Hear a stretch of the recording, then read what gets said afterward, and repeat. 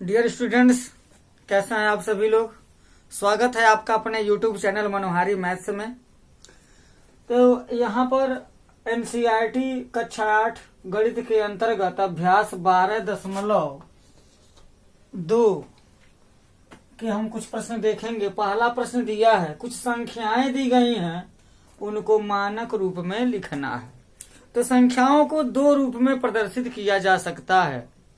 जैसे मान लीजिए लिखा हो 10 लिखा हो या 100 लिखा हो।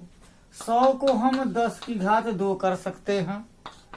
1000 है तो इसको 10 की घात 3 कर सकते हैं।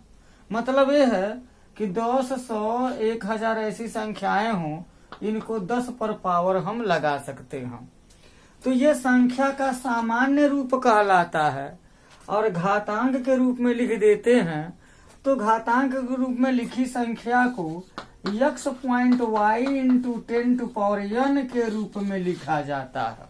मतलब क्या है, दशमलव के पहले एक अशून्य अंक रहेगी जो शून्य न हो, और दशमलव के बाद एक अंक हो, 2 अंक हो, 3 अंक हो, जो भी होगा लिख देंगे और गुणे लगा करके 10 पर पावर लगा देते हैं। अब ये पावर कैसा होगा, धनात्मक होगा कि ऋणात्मक होगा। जब संख्याएं इकाई से छोटी होती हैं और उसको मानक रूप में लिखते हैं तो 10 पर पावर n आपका ऋणात्मक आ जाता है।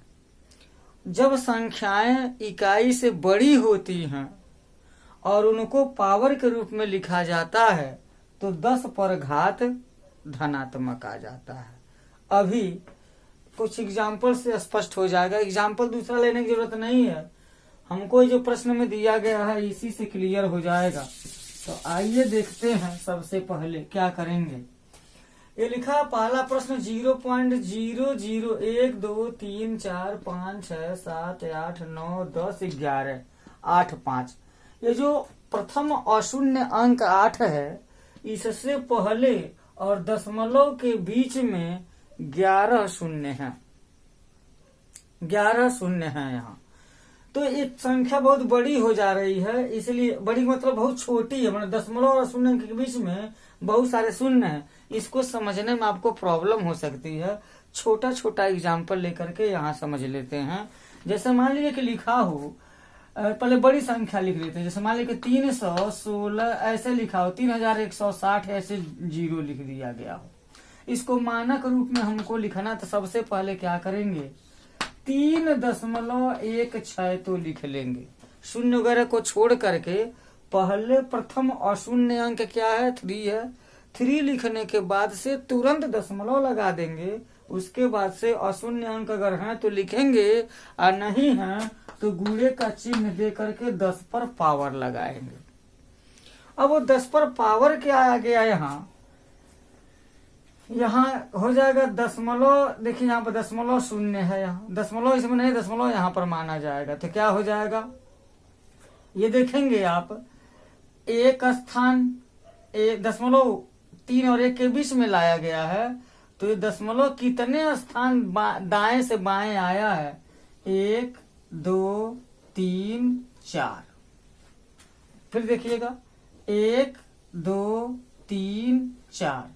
मतलब ये है कि दशमलव जो है वो दाहिने से 4 स्थान खिसक करके दाएं से बाएं की ओर आया है। तो जब दशमलव दाएं से बाएं की ओर आएगा, दाएं को आप धनात्मक मानिए, दाएं से बाएं आएगा तो धनात्मक चिन्ह के साथ। और कितना स्थान आया है, 4 स्थान आया है, तो यहाँ पर 4 लग जाएगा। अर्थात 31,600 अगर संख्या है तो उसको 3.16 गुणे 10 की घात 4 कर सकते हैं। और जैसे मान लीजिए यहीं पर लिखा हो, ऐसे सवाल लिखा हो, इस तरीके का दे दिया हो, इतनी बड़ी संख्या दे दिया हो, तो क्या फर्क पड़ने वाला है, तुरंत 3.16 लिखेंगे गुणे 10 पर पावर। अगर ये पूर्णांक में दशमलव यहाँ माना जाएगा तो कितने स्थान खिसकाया, 1 2 3 4 5 6 7 8 9। 9 स्थान दाएं से बाएं की ओर लाया है तो धनात्मक पावर के साथ लिख देंगे। अब एक सवाल छोटी भी दिख लेते हैं, इकाई से छोटी, जैसे लिखा हो 0.00316 हो, ऐसा दे दिया हो तो क्या होगा, इकाई से छोटी राशि है तो क्या हो जाएगा, बराबर 3.16 गुणे 10। बिना सोचे समझे, ज्यादा दिमाग लगाने की जरूरत नहीं है, संख्या देख लीजिए और प्रथम अशून्य अंक देखिए कौन से, तो प्रथम अशून्य अंक 3 है तो 3 को यहाँ लिख लेंगे, उसके तुरंत बाद दशमलव लगाएंगे क्योंकि ये मानक रूप होता ही है x.y इंटू 10⁻, या नकार रूप। तो 3.16 गुणे 10 की घात, अब घात कितना लगाएंगे ये देखिएगा। सबसे पहले तो ये देखें कि दशमलव है कहाँ, दशमलव 3 के पहले है और दशमलव को हम खिसका करके 3 और 1 के बीच में ले गए हैं, यानी कि बाएं से दाएं की ओर ले गए हैं। तो कितना स्थान ले गए हैं, 1 2 3 स्थान ले गए हैं। चूंकि बाएं से दाएं ले गए हैं इसलिए ऋणात्मक घात लगा देंगे, 3.16 गुणे 10 की घात ऋण 3 हो जाएगा। एक और एग्जांपल ले लिया जाए, क्या 0.00000413 दे दिया हो, इसको मानक रूप में लिखना है तो क्या करेंगे, तो बिना सोचे समझे बिना दिमाग लगाए, ये 4132 है तो 4.132 लिख करके 10 पर पावर लगाएंगे। पावर कितना लगाएंगे, दशमलव यहाँ था, दशमलव खिसका के यहाँ लाया तो 1 2 3 4 5 6 7 स्थान बाएं से दाएं की ओर गया तो यहाँ पर 7 लिख दिया जाएगा। इसी को हम, इसको संख्या का सामान्य रूप कहते हैं, इसको संख्या का मानक रूप कहते हैं, इसको संख्या का सामान्य रूप कहते हैं, इसको मानक रूप कहते हैं, इसे संख्या का सामान्य रूप कहते हैं, इसे मानक रूप, सामान्य रूप मानक रूप। अब सवाल ये उठता है कि हमको सामान्य रूप से मानक रूप में लिखने की आवश्यकता क्यों पड़ती है, क्या वजह है, क्या जरूरत है हमको। तो देखिए बहुत बड़ी बड़ी संख्या है, पृथ्वी से सूर्य की दूरी, पृथ्वी से चंद्रमा की दूरी, इनको पृथ्वी से एक विशेष तारे की दूरी, इनको व्यक्त करने के लिए तो बहुत बड़ी दूरियां होती हैं, तो उसमें बहुत ज्यादा जीरो की जरूरत पड़ती है। अब देखिए छोटी संख्या, बहुत छोटी संख्या दिखाना है, 0 और 8 के बीच में 11 शून्य आ गया है, इसी तरह के ऐसे शून्य आ गए, तो बहुत छोटी संख्या को लिखने के लिए 0 और अशून्य अंक के बीच में शून्यों की संख्या बढ़ानी पड़ती है।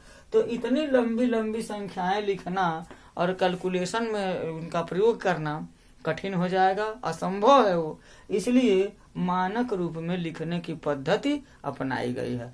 साइंस में तो यहाँ पर देखिए 3.16 लिखा जाता है, साइंस में तो दशमलव के एक के बाद एक ही अंक लिखा जाता है, प्रथम अशून्य अंक लिखेंगे नॉन जीरो डिजिट और उसके बाद से कोई अन्य डिजिट लिख करके उसके बाद से निकटतम ले लिया जाता है। अगर यहाँ पर 3.16 है, इसको 3.2 मान लिया जाएगा साइंस में, लेकिन अभी मैथमेटिक्स में तो इतना है कि जितने अंक दिए रहे हैं उतने उतार दिए जाए, जैसे 3 अंक है 3.16 लिख दिया, ये 4132 है तो 4.132 लिख दिया गया। साइंस में इसको हम 4.1 नहीं लिखते, 3.2 लिखते। तो ये सब बातें हैं, इस पर ध्यान देने की जरूरत है। आइए क्वेश्चन को देख लेते हैं क्या कह रहा है, कैसे लिखेंगे इसको देख लेते हैं। समझ में तो आ गया होगा, छोटी संख्याओं का एग्जाम्पल लेकर के दिखाया गया। अब देखिए बहुत आसानी से बिना सोचे समझे लिखेंगे। 8.5 गुणे 10 पर पावर, अभी भी बताया गया 8.5 गुणे 10 पर पावर, पावर क्या हो जाएगा 1 2 3 4 5 6 7 8 9 10 11 12 अंक बाएं से दाएं की ओर ले जा रहे हैं तो ऋण 12 हो जाएगा। ये क्या हो जाएगा, देखिए यहाँ 942 तो 9.42 गुणे 10 पर पावर लिख देंगे और दशमलव 1 2 3 4 5 6 7 8 9 10 11 12, ये भी 12 हो जाएगा, तो ऋण 12 हो गया। ये देखिए इकाई से बड़ी राशि है, दशमलव यहाँ पर नहीं, दशमलव यहाँ माना जाएगा, पूर्णांक है ना, दशमलव को हम यहाँ मान सकते हैं, लिख भी सकते हैं, गलत नहीं होगा। तो यहाँ लिख सकते हैं 3.186 गुणे 10, 3.186 गुणे 10, देखो पावर लगाएंगे, दशमलव दाएं से बाएं की ओर लाया गया है, 1 2 3 4 5 6 7 8 9 10, दाएं से बाएं की ओर 10 अंक लगाया गया है, तो दाएं से बाएं आया है तो यहाँ पर धनात्मक पावर लगा दिया जाएगा। प्यारे बच्चों, मैं उम्मीद करता हूँ कि ये आपको समझ में आ गया होगा, कब दाएं से कब धनात्मक लिख रहे हैं, कब ऋणात्मक लिख रहे हैं। स्पष्ट है कि जब दशमलव बिंदु बाएं से दाएं की ओर जाएगा तो हम ऋणात्मक पावर लगाएंगे, जब दशमलव बिंदु दाएं से बाएं की ओर ले जाएंगे तो धनात्मक पावर लगाएंगे। अब यहीं पर तुरंत, ये तो सामान्य रूप को मानक रूप में हो गया, अब तुरंत यहीं इसी बोर्ड पर मानक रूप को सामान्य रूप में कैसे लिखते हैं उसका भी एग्जाम्पल हम देख लेते हैं। आइए इसी में दूसरा प्रश्न देख लेते हैं।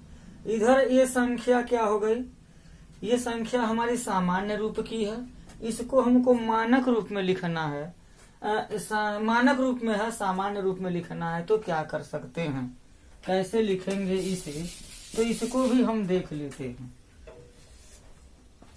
यहाँ पर एक लाइन खींच देते हैं, और ये सवाल तो दूसरा हो गया, ये फाइनल हो चुका है। यहाँ दूसरा क्वेश्चन देखेंगे। अब देखिए इसको, 3.02 गुणे 10 के घाते ऋण 6 है, ऋण 6 यहाँ लिखा है, ध्यान दीजिएगा। अगर ऋणात्मक लिखा था इसका मतलब संख्या जो है अशून्य अंक के बाईं तरफ से आई होगी। ठीक इसी तरीके से यहाँ पर क्या करेंगे, 3.06 है, इसका मतलब दशमलव बिंदु 6 स्थान बाएं की ओर रखा जाएगा, ताकि बाएं से वो दाएं लाने पर ऋण 6 हुआ है। तो क्या हो जाएगा, लिख देंगे, ये 302 तो हम लिख देंगे, पहले 302 लिख देंगे, उसके बाद से देखेंगे इस पर कितना पावर है, धनात्मक है कि ऋणात्मक है। अगर ऋणात्मक है तो उतना स्थान इसको दशमलव को बाएं की ओर ले जाएंगे। जैसे देखिए दशमलव यहाँ पर था 3 और इसके बीच में, तो क्या हो जाएगा, 1 दशमलव यहाँ आया, 2 3 4 5 6, ये 6 है, 6 स्थान, तो क्या हो जाएगा, दशमलव यहाँ पर था ना 3 और 0 के बीच में, तो मानता हूं यहीं से है, तो 1 शून्य खर्च हो जाएगा इसको यहाँ लाने में, फिर 1 स्थान, 2 स्थान, 3 स्थान, 4 स्थान, 5 स्थान, 6 स्थान, उसके बाद से यहीं पर हम दशमलव लिखेंगे, और जितना ये देखिए ये प्लेस जो है 0 बढ़ा, 0 0 0 0 0, मतलब क्या हो गया कि दशमलव और प्रथम अशून्य अंक के बीच में 5 शून्य बढ़ जाएंगे। 6 स्थान है, 5 ही शून्य बढ़ेंगे, एक क्या हो जाएगा, एक तो दशमलव यहाँ से आने में खर्च हो जाएगा, वो दिखेगा नहीं। मतलब हम समझ सकते हैं यह कि सबसे पहले ये विचार करेंगे, यहाँ पर 302 तो लिख देंगे, लिखने के बाद ये पावर ऋण 6 है, तो 6 में से 1 कम कर देंगे तो 5 आएगा, और 5 शून्य यहाँ पर हम बढ़ा देंगे, 1 2 3 4 5, तुरंत दशमलव, और दशमलव के पहले एक और शून्य बढ़ा देते, इसका कोई मतलब नहीं होता है, लेकिन 0.0000000302 लिखेंगे। यहाँ पर देखिएगा ये 4 5 है, घात जो है धन 4 लिखा है, तो हम क्या करेंगे, यहाँ पर सबसे पहले 45 लिख देंगे, और 45 लिखने के बाद से ये 4 है, तो 0.4 स्थान बाएं से दाएं की ओर जाएगा। तो क्या हो जाएगा, 1 2 3 4 हो गया। तो 1 शून्य खर्च हो जाएगा दशमलव को यहाँ से यहाँ लाने में, और 3 शून्य दिखने लगेगा हमको। मतलब साफ है, जो पावर है उससे एक कम शून्य आगे बढ़ा देंगे, उससे एक कम शून्य यहाँ पीछे भी बढ़ा सकते हैं। यही ट्रिक है, इसके अलावा इसमें कुछ है नहीं। और दशमलव लिखना, दशमलव यहाँ पर लिख करके शून्य बढ़ा दिया जाएगा। ये देखिएगा 3 गुणे 10 की घात है, ऋण 8 है। तो बताया ना 3 है तो 3 यहाँ पर लिख लेते हैं, और उसके बाद से क्या करेंगे, 8 है यहाँ पर तो हम 7 शून्य बढ़ाएंगे। 1 2 3 4 5 6 7 दशमलव हो गया और शून्य बढ़ा देंगे। 0.00000003 हो जाएगा। अच्छा, एक बार देख लीजिए, यहाँ हमने ये मानक को सामान्य में लिख लिया, और सामान्य को अगर मानक में लिखाना रहता तो क्या करते, ये 3 है तो 3.0 गुणे 10 पावर, और क्या करते 1 2 3 4 5 6 7 8, यहाँ 10 घात 8 लगा देते, कोई दिक्कत नहीं था वहां। तो इस तरीके से हम इन प्रश्नों को हम हल कर सकते हैं। आगे देखा जाए, इसको 5.8 को 10 घाते 12 लिखा है, तो 5.8 है ना, तो सीधे 58 लिख दीजिए। और 58 लिखने के बाद से इसमें से 12 शून्य आगे बढ़ता, 5.8 के आगे 12 शून्य आगे बढ़ता, लेकिन 1 शून्य खर्च हो जाएगा दशमलव को 8 के बगल में ले जाने में, मतलब 11 शून्य बढ़ेंगे। 1 2 3 4 5 6 7 8 9 10 11, और दशमलव बढ़ा करके शून्य बढ़ा देंगे, ये हो जाएगा। तो प्यारे बच्चों, बहुत ही आसान है, बहुत छोटी सा कंटेंट है, इसको आप ध्यान से देखिए, समझिए, और अपने पास से कुछ संख्याएं लेकर के, इकाई से बड़ी और इकाई से छोटी संख्याएं लेकर के, सामान्य संख्याएं लेकर के मानक रूप में, और मानक रूप की संख्याएं लेकर के सामान्य रूप में उनको बदलने की कोशिश कीजिए। बहुत बहुत धन्यवाद। जय हिंद।